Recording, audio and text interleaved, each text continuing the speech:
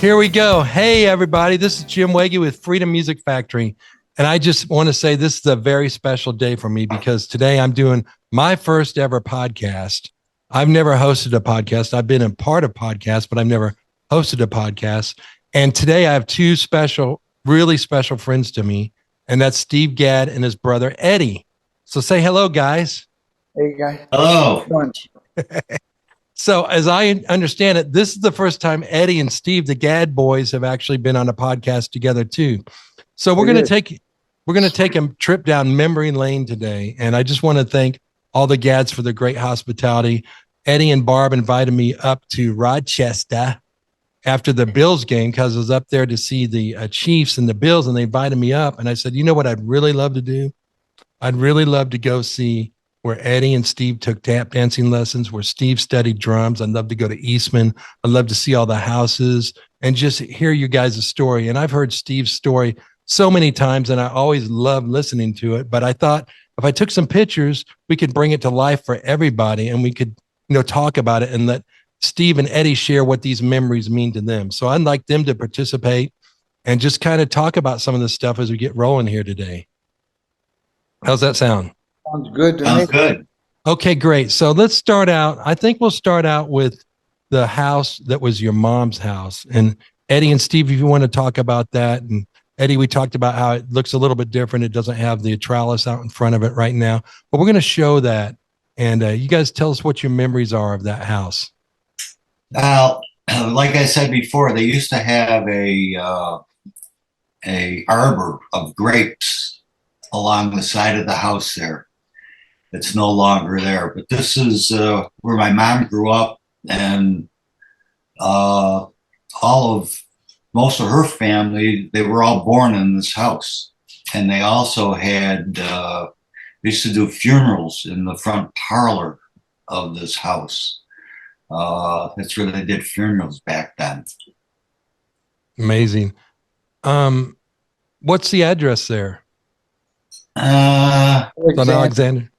It's Alexander. I can't remember the address off the top of my head. That's great. Steve, does this bring back any memories for you? You were probably pretty young. No, oh yeah, no.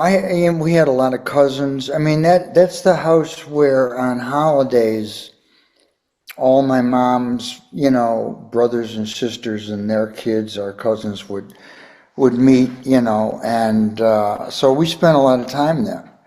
And my Aunt Betty and Uncle Steve, Aunt Betty was Mom's sister. They lived there.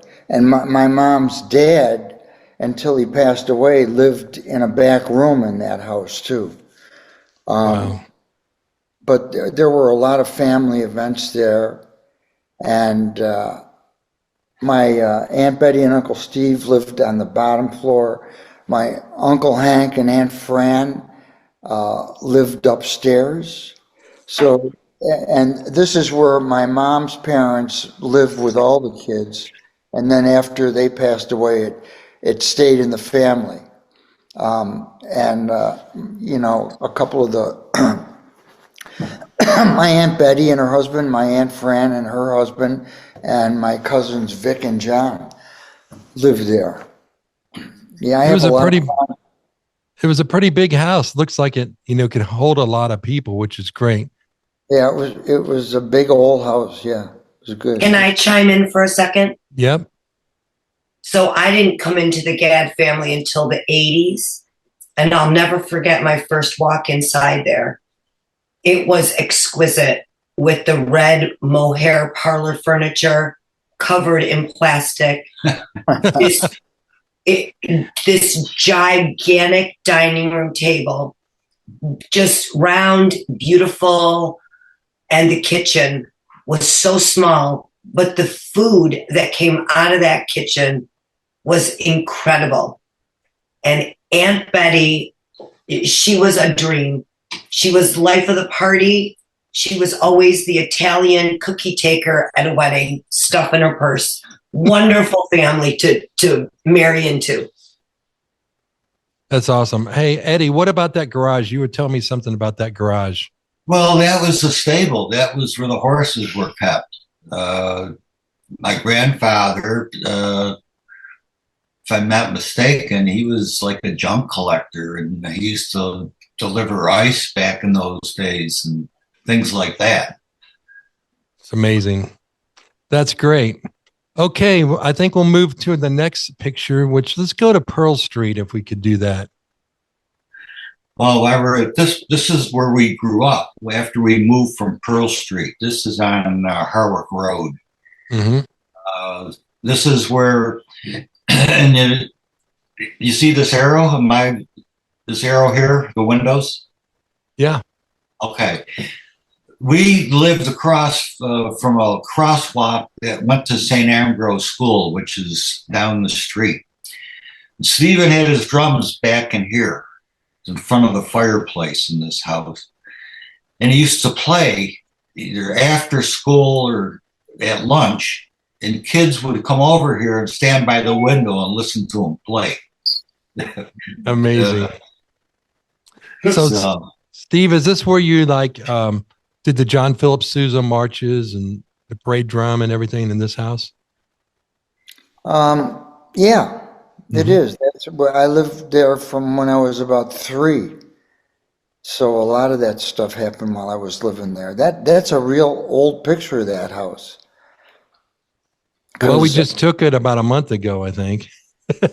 Well, they redid, the people that bought the house, they redid it. They did a great job on it. It's all been. I never saw that. The porch is all different now. Yeah, well, it's all different. They got a new door and all the siding is new. Wow. Oh, it looks great. They did a great job on it. And Steve, where was your bedroom and where was Eddie's? Well, mine was Right here. Upstairs. Right That was me. That was mine.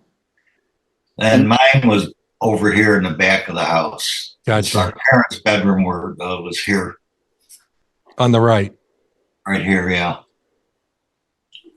That's amazing. Any other memories you guys want to share about this house? Well, they had a lot of parties with drum corps. When Stephen was involved with drum corps, they had a lot of. They used to like to party all the time. So yeah, we had a lot of people come over. The house was. We had a good time growing up. Mm-hmm. You know, we didn't have, when we had birthday parties, we didn't have friends. It was all cousins. It was basically no friends growing up at our birthday parties. It was all family. Interesting. So this is the house you were at when you were in the Mickey Mouse Club then too. You're probably hubbing out of this house at that time. Right. Mm-hmm. Right. That's cool. If you guys haven't seen that clip, check it out. YouTube, Steve Gadd, Mickey Mouse Club. It's pretty amazing. So great. All right, let's go to the next house that we can find. Yeah, let's go back to Pearl. It's where Stephen and I grew up. I was 1 and Stephen was 3. This is the second house my grandparents moved into.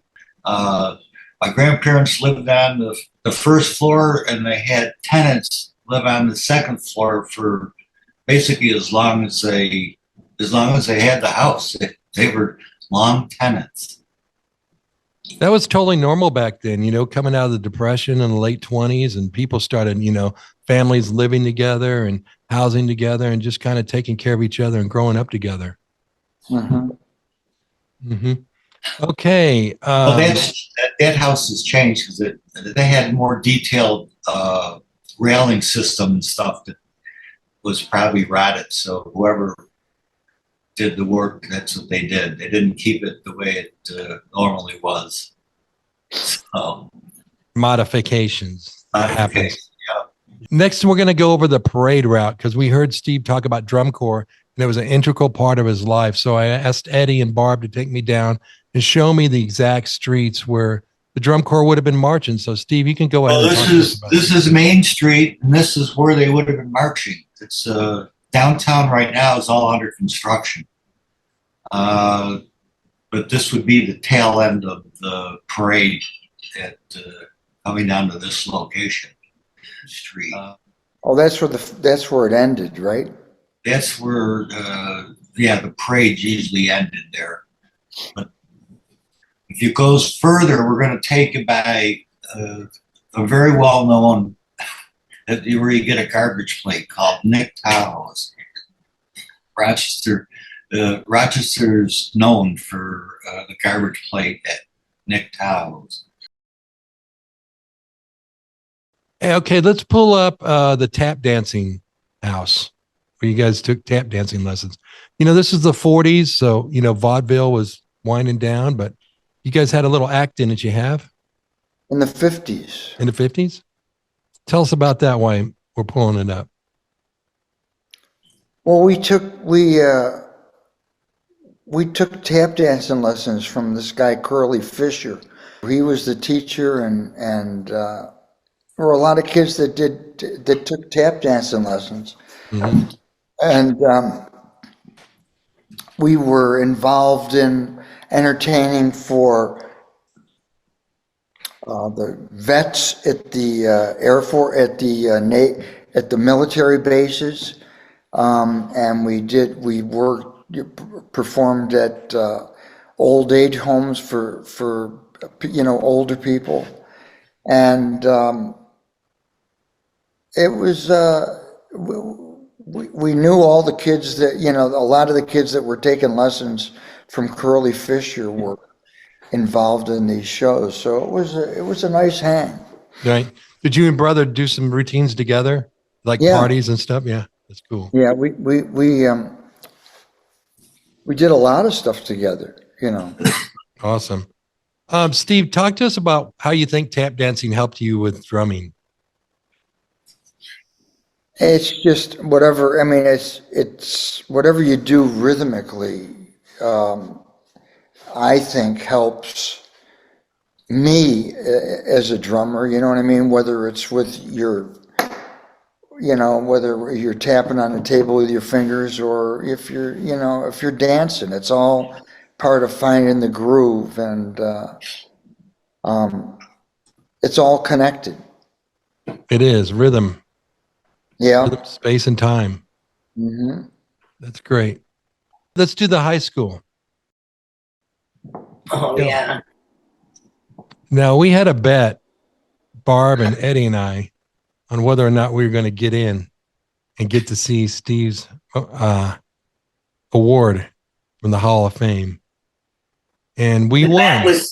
The bet was who was doing dishes. That's right. It was. I didn't have to do the dishes because we got in.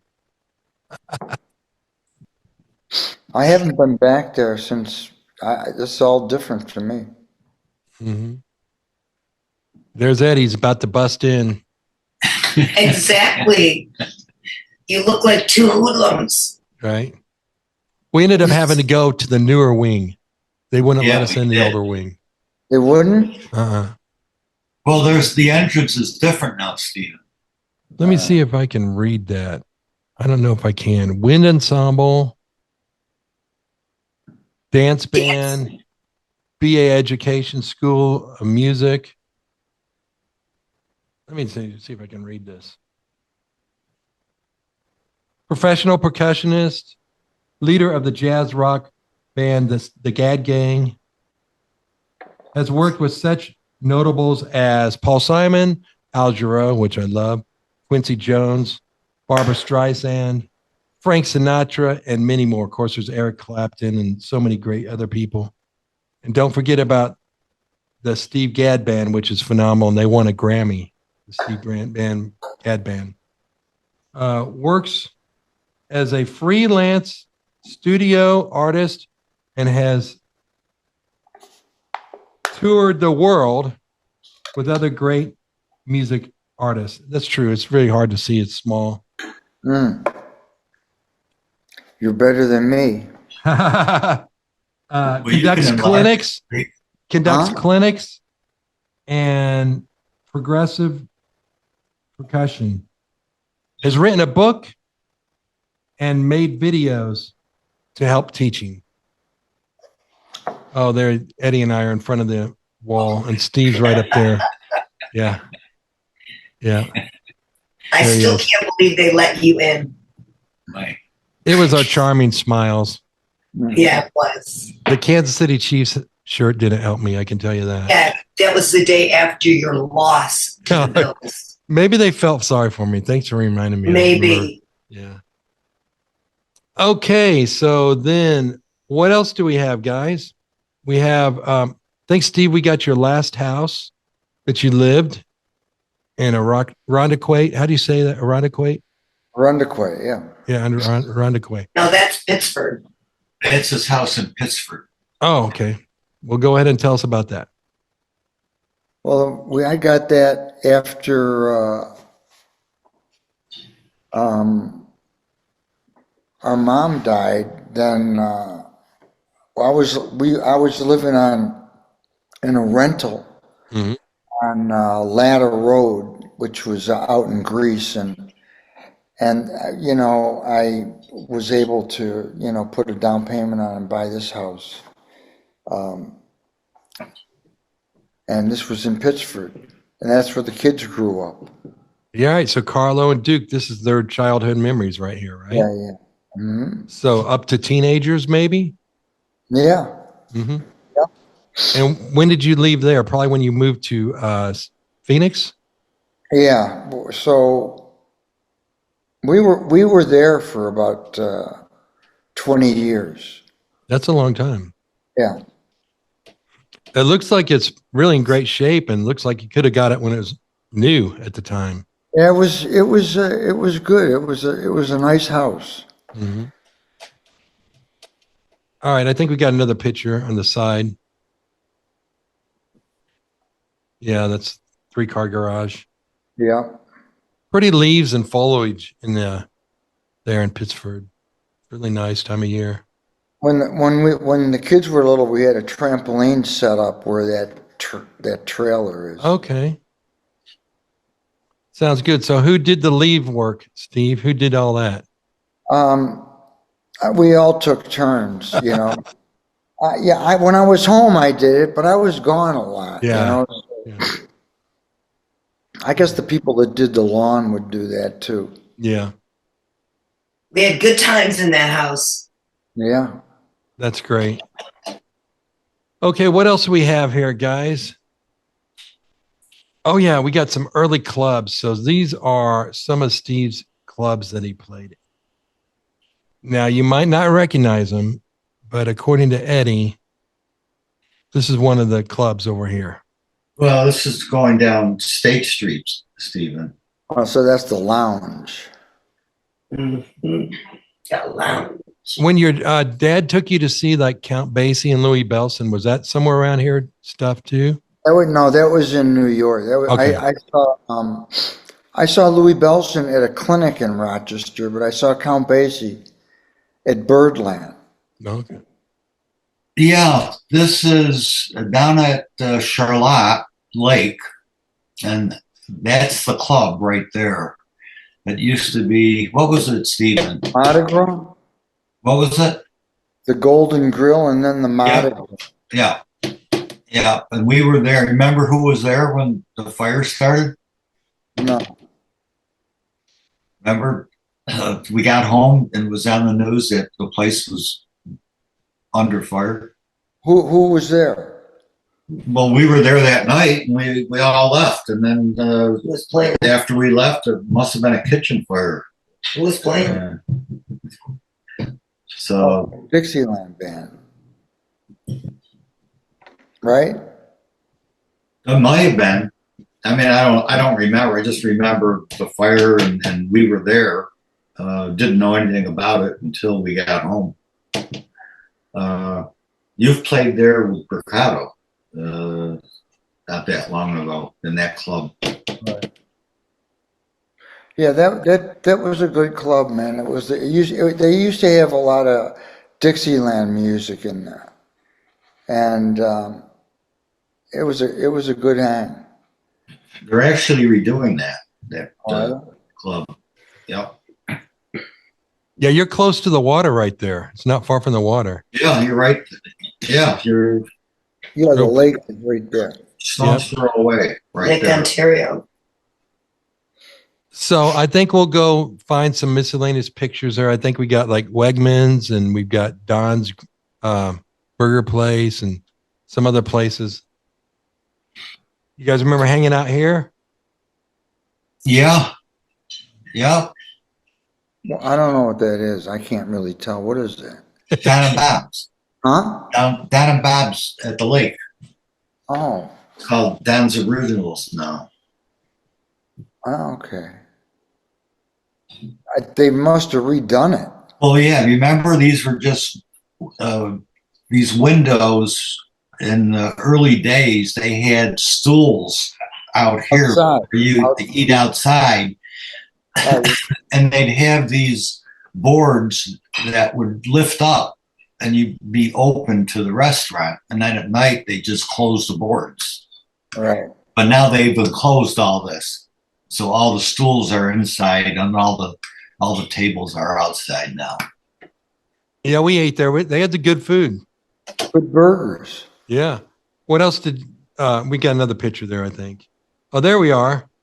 Burgers, fries, onion rings. There's bar. White hats. Oh yeah, white hots. Yeah, How'd you like the white hots? it was good. Always good. I love a good diner, man, and this is really pretty much a diner. So fun times. That's CJ with the glasses. He works for me. I brought him down from Kansas City. I needed some muscle with me to help me at the Buffalo Bills game in case I ran into any trouble. But anyway, The Mafia had your picture, Jim. I everybody don't know how they got it. everybody was really nice. We didn't have any problem with anybody. Anyway, all right. What else we got? Oh, Eastman School of Music. How about There it? you go. Okay, Steve. Yeah, You're up. that's going into Eastman Theater. Mm-hmm. That's the back side of it, where you see it now.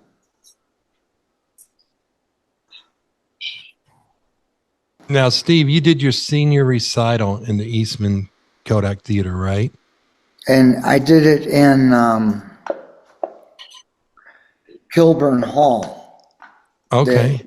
That's a smaller concert hall across from the Eastman Theater. That's where they did recitals in Kilburn Oh, Hall. gotcha. And that's where you played the 11th Commandment with Chuck Mangione. Mm-hmm.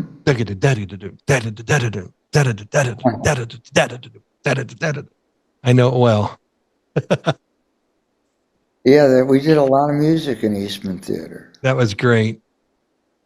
Steve, you weren't inducted to the Rochester Music Hall of Fame in this theater, too. Yeah, right? Yeah. Not that long ago. Well deserved. George Eastman. George Eastman. Mm-hmm. We did actually sneak in to the theater. You'll have to tell me which theater it is. And we got a nice little pic. We'll show it to you. Oh, yeah, that's Eastman Theater. So that's not where your senior recital was, though, right? No, my senior recital was in another. It was in a concert hall across the hallway from Eastman Theater. So how many times have you performed in this theater? Oh man, I can't even remember because this is where Chuck Mangione recorded "Friends in Love" and "Together." Okay. Recorded them there, and when I was in Eastman School of Music, we were doing a concert a week in the theater, with different ensembles. Yeah, so we did a lot. We played a lot there. That's awesome, man. It's great just to see this history because we've heard about all those Chuck Mangione performances. And of course, we got all those records and they're so great. It's great to be in that theater to see where some of it happened. Yeah. Yeah. Gibbs Street, right there.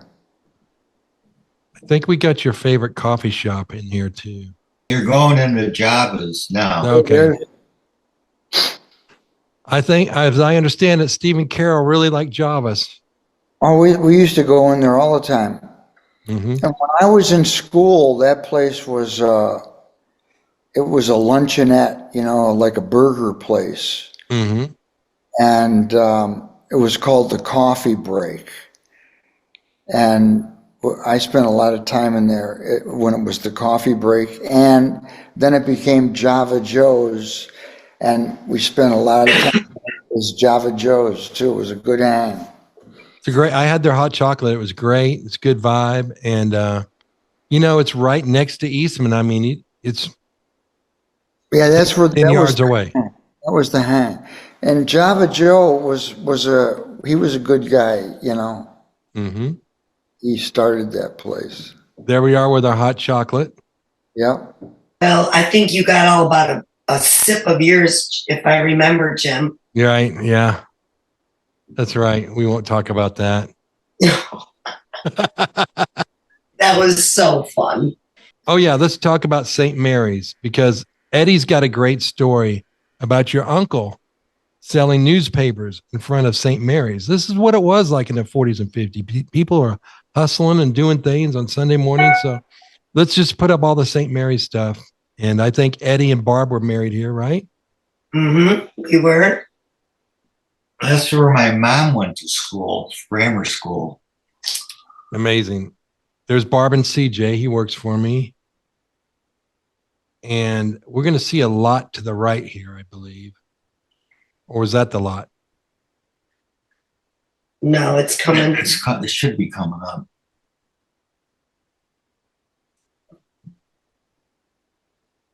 There it is. Well, that space there, more to where the buildings are on the right. There used to be a parking lot there. It's no longer there, but that was one of the parking lots one of my uncles had. And then in the street, the front of the church, my uncles used to have station wagons, and they would be there early in the morning, and they would sell the Sunday paper all morning, as long as the services were going on. They did it for years. Hustling, man. Got to respect it. Yeah.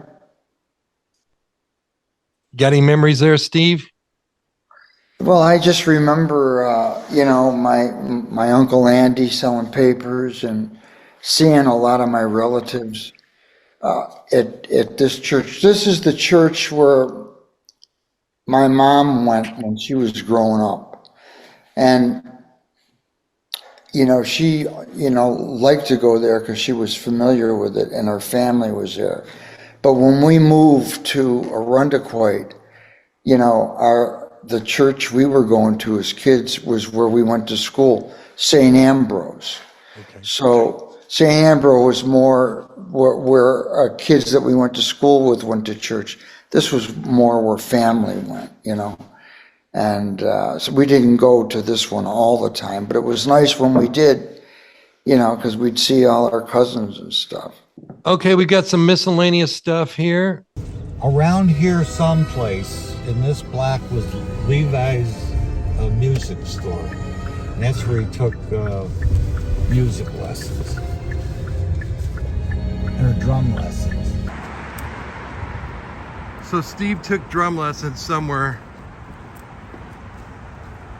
in these buildings.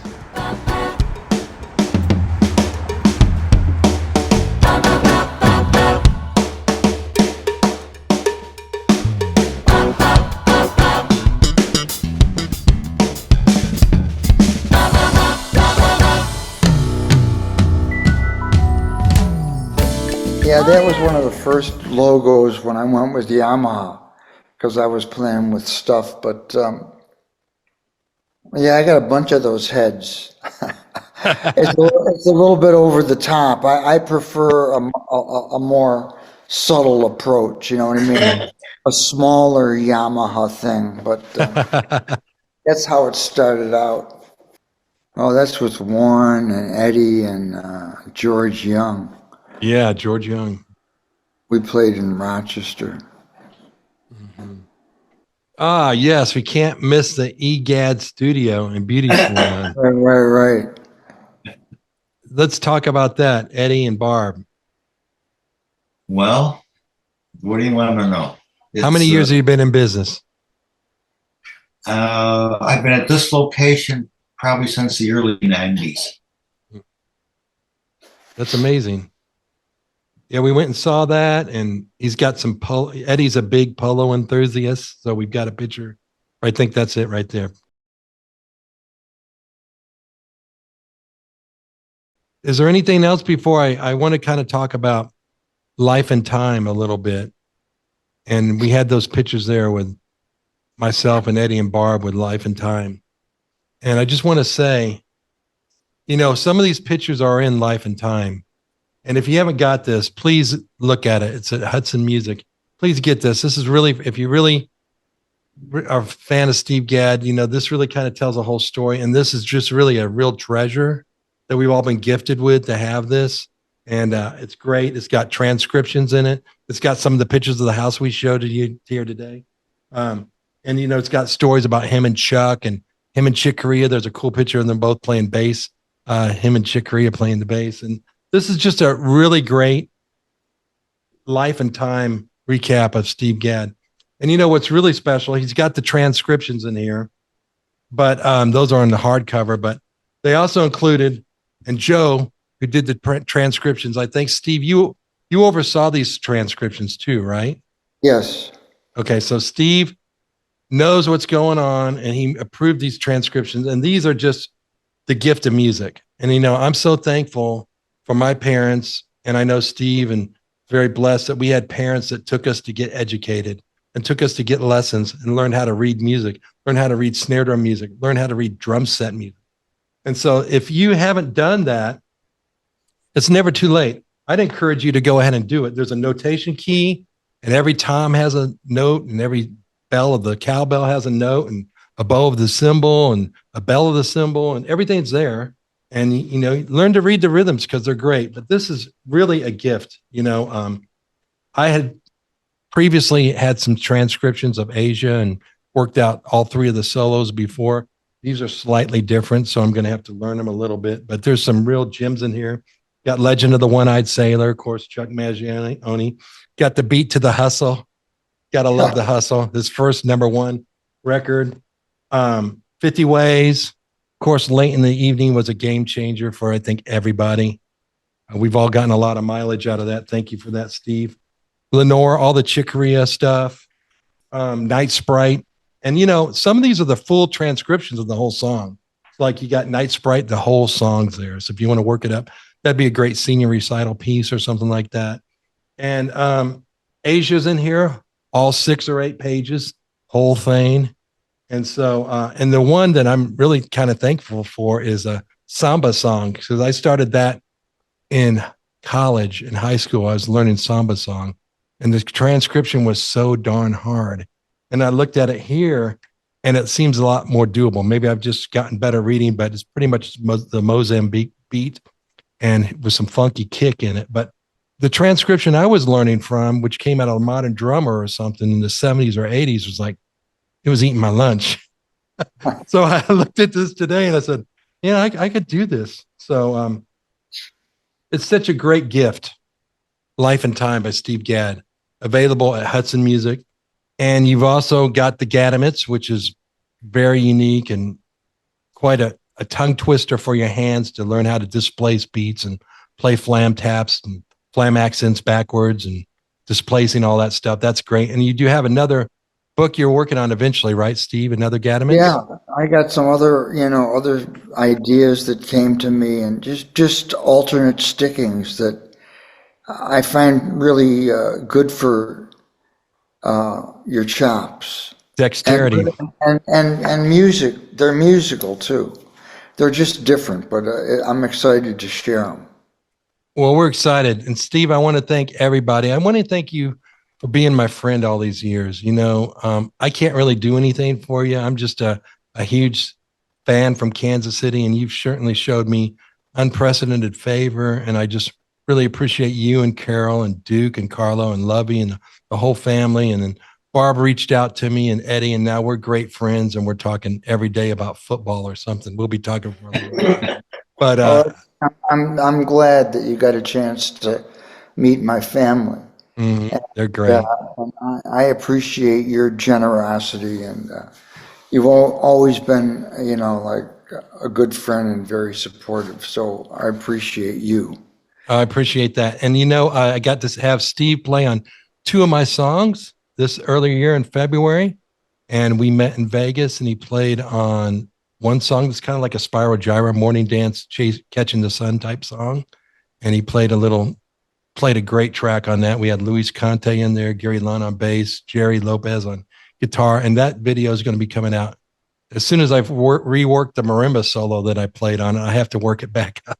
All right. But that'll be coming out, and just tune into Freedom Music Factory, because I'm writing my own music, and I'm really doing it like songs in the key of my favorite drummers. So I'm writing songs with innovative rhythm patterns based upon some of my favorite drummers. And of course, Steve's all over a lot of my songs, and the fact that he influences me in the way I actually write and produce a song. So we're on Freedom Music Factory at YouTube, and it's at FMFKC on YouTube. Follow us there. And I just want to thank you all, wish you all the best times in the holidays. And thank you again for joining us today. Really appreciate it.